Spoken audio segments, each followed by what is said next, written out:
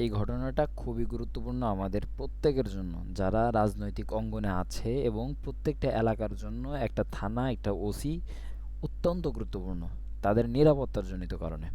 তো এই ভিডিওটাতে আমরা দেখলাম যে মোহাম্মদপুর থানার ওসি আলী ইফতেখার হাসান, তিনি ভেতরে অনেক লুটপাট এবং অনেক মাদকাসক্ত এরকম লোকজন যারা ব্যবসা করে তাদেরকে নিয়েও অনেক কাজ করতেছেন।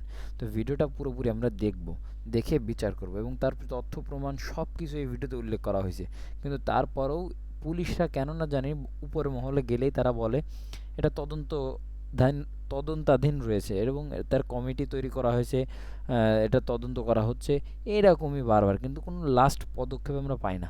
তারপরেও দেখি ভিডিওটা কি হয়েছে, কতটুকু কি হয়েছে এটা আমরা দেখব। তবে আমি ভিডিওটা একবার দেখেছি, সম্পূর্ণ প্রমাণ ক্লিয়ার, ক্রিস্টাল ক্লিয়ারের মতো উপস্থাপন করা হয়েছে দেশ টিভির এই সাংবাদিকের মাধ্যম দিয়ে। তো অসংখ্য ধন্যবাদ এই সাংবাদিক ভাইটাকে। ইনচার্জ মোহাম্মদপুর থানা। অভিযোগ, সম্প্রতি 10 লাখ টাকার হিরোইন আত্মসাৎ করে মাদক মামলাকে ছিনতাই মামলা বানিয়ে ফেলেছেন তিনি। অভিযোগের সত্যতা অনুসন্ধানে মোহাম্মদপুর জেনেভা ক্যাম্পে দেশ টিভি টিম। মাদক চুরি, ছিনতাই, অস্ত্রবাজি থেকে বাঁচতে ব্যানার পোস্টারিংও করা হয়েছে। 7 মে প্রায় 100 গ্রাম হেরোইন সহ সাদ্দাম ওরফে ম্যানেজার সাদ্দামকে পুলিশের হাতে তুলে দেয় তারা। মাদকে হিরোইন বেচতো, গাঞ্জা বেচতো, আবার বাংলা চুল্লু আছে না ওইটা বেচতো। এইসব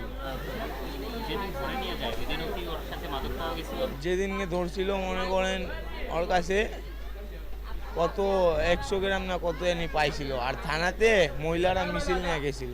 গ্রেফতারের পর তো তাকে আবার পুলিশ অন্য মামলায় চালান দিয়ে দিচ্ছে।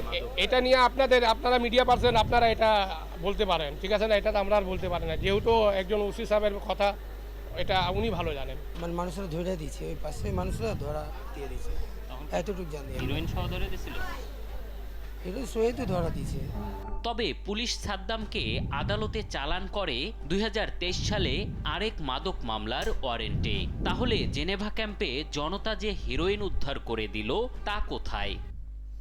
একদম ক্রিস্টাল ক্লিয়ার প্রমাণ উপস্থাপন করা হয়েছে এখন থেকে। প্রশ্ন ছিল মোহাম্মদপুর থানার ওসির কাছে। 100 গ্রাম হেরোইন উদ্ধার হবে, এটাই অনেক বড় ইস্যু, এটা ওসিকে জানতেই হবে। আমি যদি উদ্ধার হতো প্রকৃতপক্ষে ওসি জানত। তবে দেশ টিভির হাতে আসা তার থানারই নথিপত্র বলছে ভিন্ন কথা। সাদ্দাম ওরফে ম্যানেজার সাদ্দামকে থানায় আনার পর সাধারণ ডায়েরিতে নোট নিয়ে প্রস্তুত করা হয় এজাহার। 24,443 নম্বরের সে মামলায় 100 গ্রাম হিরোইন জব্দের তালিকায় দেখানো হয়, যার বাজার মূল্য উল্লেখ করা হয় 10 লাখ টাকা। এজাহারটি এসআই রাজুকে ফরওয়ার্ডিং দেওয়ার নির্দেশও দেয়া হয় থানার নিজস্ব হোয়াটসঅ্যাপ গ্রুপে। নির্দেশনা পেয়ে প্রস্তুত করা চালাননামায় সাদ্দামের নাম লিখে কোনো অজ্ঞাত কারণে আবার কেটে ফেলেন তারা। হিরোইনের মামলা গায়েব করে পুরনো ওয়ারেন্টে চালান করা হয় সাদ্দামকে। 24,443 নম্বরের মামলাটি হয়ে যায় ছিনতাই মামলা। যেহেতু ভুলবশত সে মাদকের আসামি হিসেবে, নতুন মাদকের আসামি হিসেবে তাকে গ্রেপ্তার দেখাইছে জিডিতে, ওয়ারেন্ট হিসেবে। মানে কথাটা ঠিকভাবে যখন মিথ্যা কথা বলা হয় তখন ঠিকভাবে বলা যায় না, কথা বেঁধে যায়, বা কি বলবে, কথা স্লো হয়ে যায়, আরও অনেক কিছুই দেখা যাবে এই ভিডিওতে। এই ভুলের প্রেক্ষিতে পরবর্তীতে চালানও তৈরি করছে, কিন্তু যখন পরদিন সকালে 11টার দিকে আসামি কোর্টে প্রডিউস করার জন্য রেডি করতেছে, তখন দেখা গেল যে আসামির নামে মানে নতুন মামলা তো নাই। তখন এটা কি হিসেবে নিয়ে আসা হয়েছে, তখন দেখছে যে এটা ওয়ারেন্ট মূলে আনা হয়েছে, কিন্তু ভুলবশত সে এন্ট্রি করেছে। আসলেই কি ভুল, নাকি ওসির নির্দেশেই হিরোইন গায়েব করে পুরনো মামলায় চালান করা হয় সাদ্দামকে? জানতে সেদিনের ডিউটি অফিসার ও মুন্সির সঙ্গে কথা বলতে চাইলেও বাধা হয়ে দাঁড়ান ওসি ইফতেখার। তার মানে হচ্ছে যে অফিসার ইনচার্জে ছিলেন তার সাথে কথা বলার চিন্তা ভাবনা, কেননা ওসি স্যারের কথাই তিনি বিশ্বাস পাচ্ছেন না, এবং তার কথা যেন কেমন যেন মিথ্যার আভাস পাওয়া যাচ্ছে, যে কারণে উনি ওই সময়ের অফিসার ইনচার্জের সাথে কথা বলতে চাচ্ছে। কিন্তু ওসি সাহেবের কথার একটু ধরনটা দেখেন।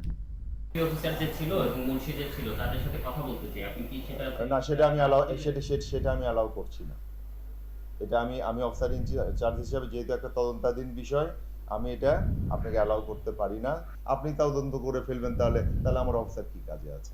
ওসি ইফতেখারের এমন কর্মকাণ্ড নিয়ে কথা হয় তেজগাঁও জোনের ডিসি ইবনে মিজানের সঙ্গে। তার দাবি বিষয়টি নিয়ে তদন্ত চলছে। এই বিষয়টি নিয়ে কিন্তু আমাদের 2টি তদন্ত কমিটি গঠন করা হয়েছে। আমি বুঝি না, সবসময় এদের 2টি 4টি 5টি তদন্তাধীন কমিটি গঠন করা হয়, কিন্তু সে মানে তদন্তই শেষ হয় না, আর তার ফলাফল মানুষ জানে না। 2জন অফিসার বুঝি না। তদন্ত করছেন এই বিষয়টি। বিস্তারিতভাবে ওনারা তদন্ত রিপোর্ট হয়তো কিছুদিনের মধ্যে দিয়ে দেবেন। তদন্ত শেষ না হওয়া পর্যন্ত এই বিষয়টি নিয়ে আমার মন্তব্য না করাই ভালো। পুলিশের তদন্ত আর দেশ টিভির অনুসন্ধান চলাকালে ওসিকে বহাল রাখতে মরিয়া হয়ে ওঠে মাদক ব্যবসায়ী ও সন্ত্রাসীরা। তার পক্ষে মানববন্ধনে অংশ নেন ইকবাল ওরফে কসাই ইকবাল। পুলিশের কাছে থাকা তথ্য বলছে যার নামে রয়েছে মাদক মামলা। আরও অংশ নেন রাকিব, ইফরান, রুবেল সহ অসংখ্য মাদক ব্যবসায়ীরা। এরা সবাই মাদক সহ একাধিক মামলার আসামি। ভাই, যারা এই ভিডিওটা সরাসরি দেশ টিভি থেকে দেখছেন তারা অবশ্যই ভিডিওটা লাইক করে দেবেন, শেয়ার করবেন, যাতে এই ভিডিওটা এঙ্গেজিং হয়। আর যারা আমার এখান থেকে দেখতেন তারাও অন্ততপক্ষে লাইক করবেন, আর যদি ভালো লেগে থাকে চ্যানেলটি তাহলে অবশ্যই সাবস্ক্রাইব করে রাখবেন। দেখা হবে নেক্সট কোনো ভিডিওতে।